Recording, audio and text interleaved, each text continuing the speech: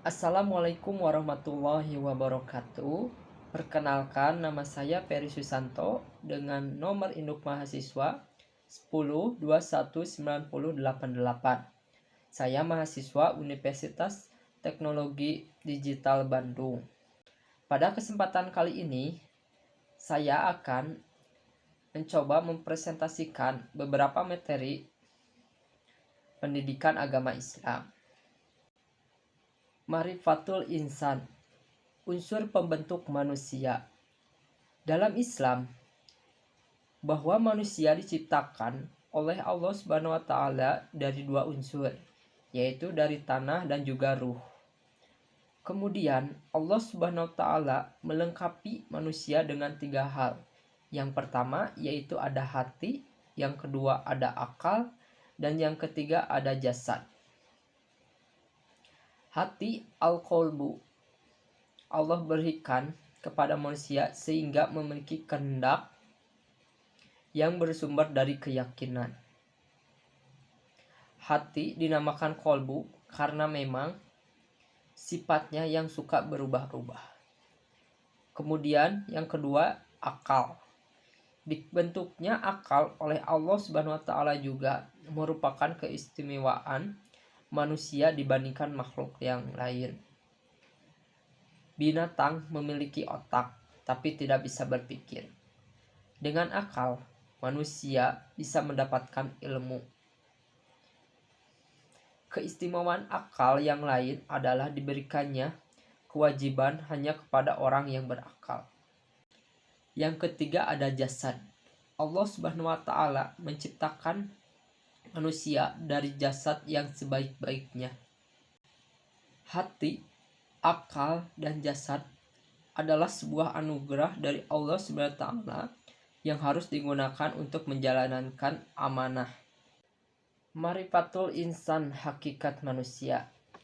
Makhluk adalah yang diciptakan. Kemudian ada beberapa sifat makhluk, yaitu yang pertama di atas fitrah, yang kedua lemah, yang ketiga bodoh, dan yang keempat fakir. Kemudian manusia dimuliakan. Manusia adalah satu-satunya makhluk Allah Subhanahu wa taala yang dimuliakan Allah dari makhluk lain. Ada tiga keistimewaan manusia.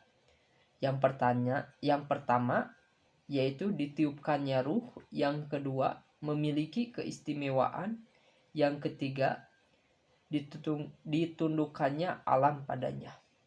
Kemudian makhluk juga dibebani. Manusia adalah makhluk yang mukarom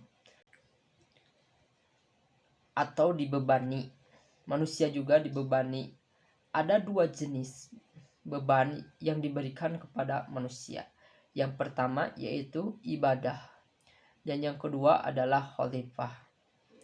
Manusia diwajibkan untuk beribadah kepada Allah, serta Allah menjadikan manusia sebagai khalifah di muka bumi ini berdasarkan firman-Nya. Kemudian bebas memilih. Manusia adalah makhluk yang dimuliakan, diberikan kebebasan, dan diberi pilihan, yaitu pertama menjadi mukmin, yang kedua menjadi kafir. Selanjutnya potensi manusia.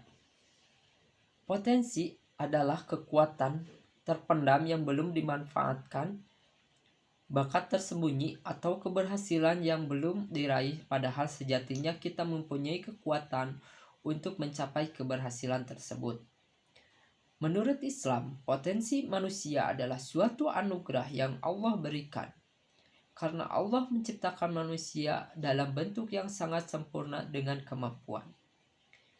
Potensi-potensi manusia ada tiga, yaitu potensi jasmani, potensi rohani, dan potensi akal. Potensi manusia yang diberikan Allah kepada manusia dalam surat Al-Mulk, yaitu potensi pendengaran, penglihatan, dan potensi hati. al-masuliyah atau tanggung jawab. Tanggung jawab adalah kesadaran diri manusia terhadap semua tingkah laku dan perbuatan yang disengaja ataupun tidak. Tanggung jawab juga harus berasal dari dalam hati dan kemauan diri sendiri atas kewajiban yang harus dipertanggungjawabkan. Kemudian al-amanah atau sikap amanah merupakan suatu yang dipercayakan untuk dijaga, dilindungi, dan dilaksanakan. Manusia bukan pemilik yang hakiki, menggunakannya sesuai dengan kehendak yang mewakilkan, kemudian tidak menentang peraturan. Al-hiyanat atau sikap hianat. Bagi manusia yang memilih sikap hianat, maka Allah Subhanahu wa taala akan mengajab dan mengkhianatinya.